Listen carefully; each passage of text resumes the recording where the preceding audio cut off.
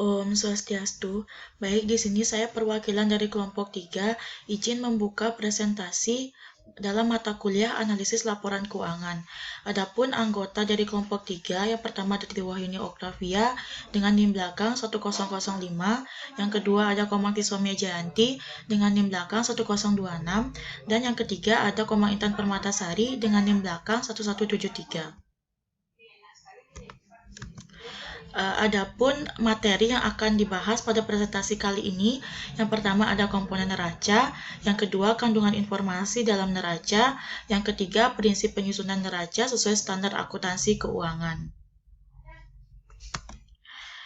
Jadi kali ini saya akan menjelaskan mengenai komponen-komponen neraca.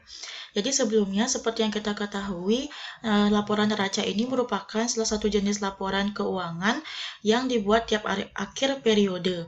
Tujuan dibuatnya laporan neraca ini untuk menunjukkan bagaimana kinerja atau kekuatan finansial suatu perusahaan.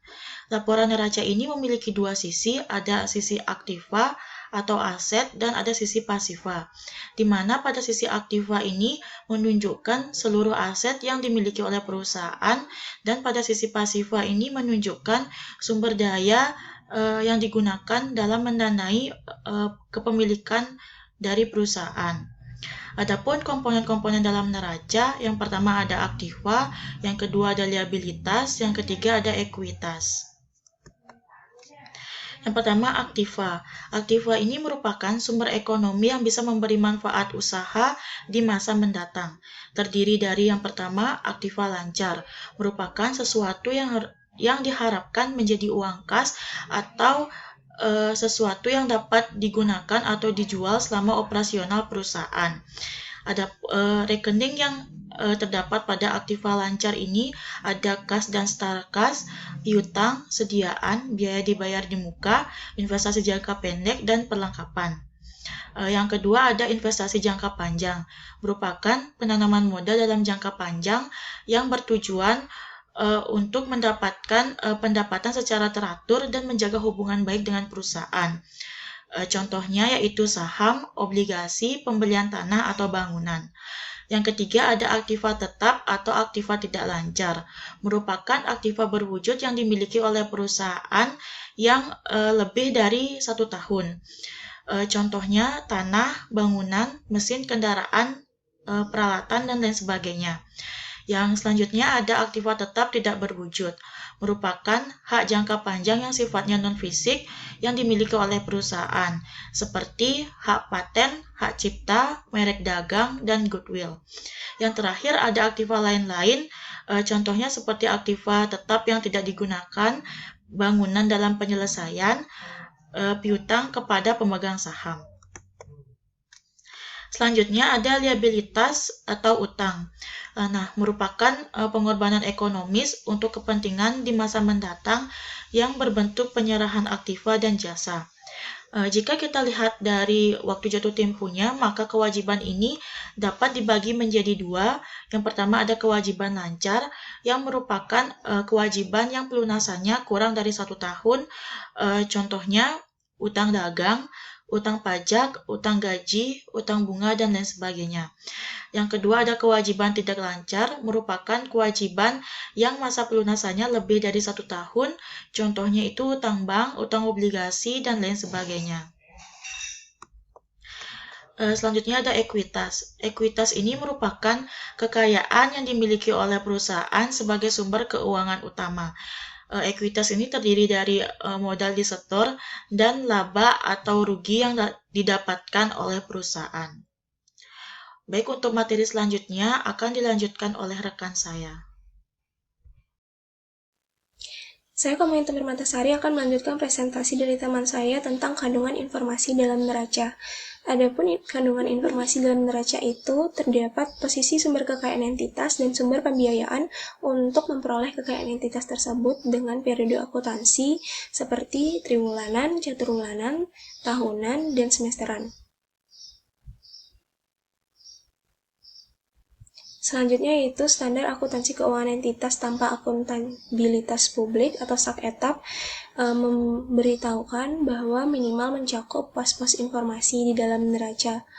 Yang pertama yaitu kas dan setara kas, yaitu uang tunai yang paling sering digunakan sebagai alat pembayaran segera dalam bentuk uang kertas, uang logam, dan saldo rekening giro. Yang kedua adalah piutang usaha dan piutang lainnya. Piutang usaha ini dalam neraca mencakup jumlah pemberian kredit dari pelanggan. Nah, piutang lainnya itu contohnya seperti piutang bunga, piutang gaji, uang muka karyawan, dan restitusi pajak. Yang ketiga yaitu persediaan, di mana barang yang sedang diproduksi atau yang sedang dalam perjalanan. Properti investasi itu dalam neraca disebut tentang aset yang dikuasai untuk kenaikan nilai. Yang kelima yaitu aset tetap, mengacu pada aset berwujud jangka panjang yang digunakan dalam operasi bisnis. Yang keenam yaitu aset tidak berwujud, dapat diidentifikasi namun tidak dapat memiliki substansi fisik. Yang ketujuh yaitu utang usaha dan utang lainnya, jumlah yang terutang kepada pemasok ketika perusahaan membeli secara kredit. Yang ke-8 yaitu kewajiban pajak, informasi tentang laporan dasar pajak perusahaan. Dan yang keempat yaitu ekuitas, tentang aset atas perusahaan setelah dikurangi kewajiban. Sekian dari presentasi saya, akan dilanjutkan oleh teman saya. Terima kasih. Baik, perkenalkan nama saya Triwahyuni Oktavia, NIM 051005. Di sini saya akan melanjutkan presentasi dari teman saya, yaitu prinsip penyusunan neraca sesuai standar akuntansi keuangan. Yang akan saya bahas ada 5 secara umumnya, yaitu yang pertama, prinsip biaya historis, kemudian ada yang kedua, prinsip pengakuan pendapatan, kemudian yang ketiga ada prinsip mempertemukan, kemudian yang ketiga ada prinsip konsistensi, dan yang terakhir ada prinsip pengakuan penuh.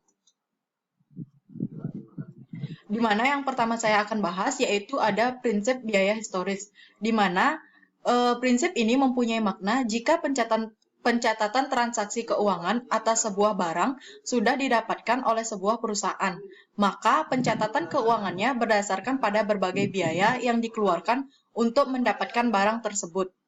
Nah, apabila ada proses tawar-menawar, maka harga yang dicatat adalah harga yang menjadi kesempatan kedua belah pihak. Kemudian, di mana prinsip biaya historis ini menghendaki digunakannya harga perolehan di dalam mencatat utang, modal, aktiva, dan biaya. Di bawah prinsip biaya historis, harga jual beli atau biaya yang sudah dikeluarkan saat transaksi terjadi merupakan dasar awal pencatatan hutang dan harta. Prinsip dasar ini digunakan pada saat pencatatan awal yang disebabkan biaya perolehan. Nah, biasanya hal tersebut merupakan penafsiran yang terbaik untuk nilai pasar wajar dari hutang atau harta.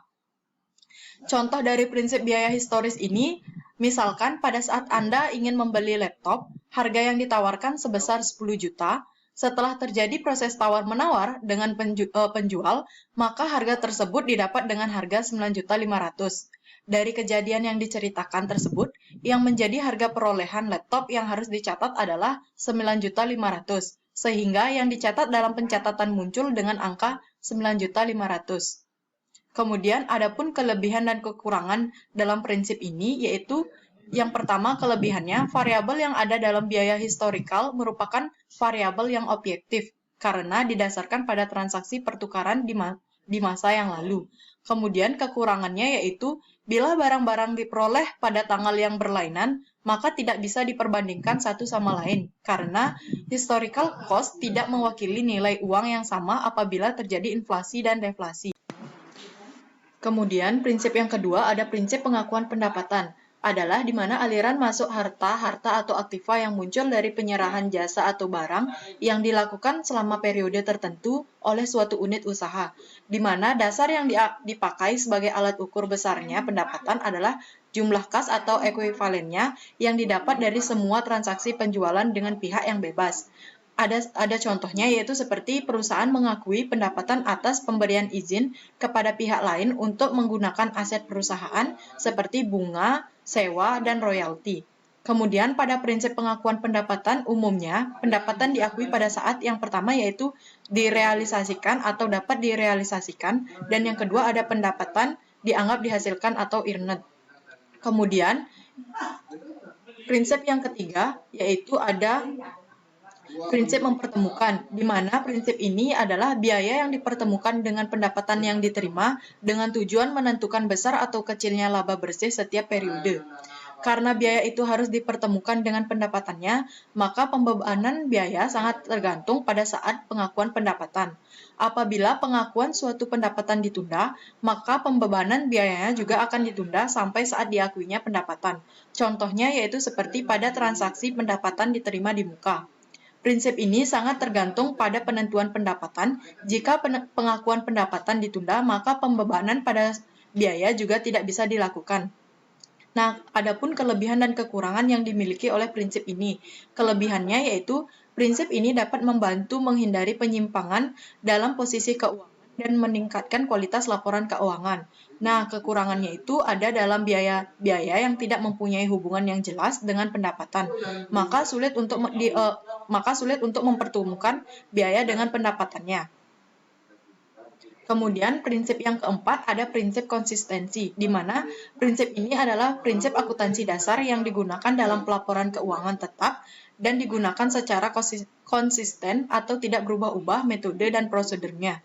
Agar laporan keuangan dapat dibandingkan dengan tahun-tahun sebelumnya, maka metode dan prosedur-prosedur yang digunakan dalam proses akuntansi harus ditetapkan secara konsisten dari tahun ke tahun. Sehingga bila terdapat perbedaan antara suatu pos dalam dua periode, dapat segera diketahui bahwa perbedaan itu bukan selisih akibat penggunaan metode yang berbeda. Yang terakhir ada prinsip pengungkapan penuh, di mana prinsip ini menyajikan informasi yang lengkap dalam laporan keuangan. Karena informasi yang disajikan ini merupakan ringkasan dari transaksi-transaksi dalam satu periode dan juga saldo-saldo dari rekening-rekening tertentu, tidaklah mungkin untuk memasukkan semua informasi-informasi yang ke dalam laporan keuangan. Baik, itu saja presentasi dari kelompok kami. Mohon maaf apabila ada kesalahan ataupun kekurangan materi. Saya tutup dengan Parama Santi.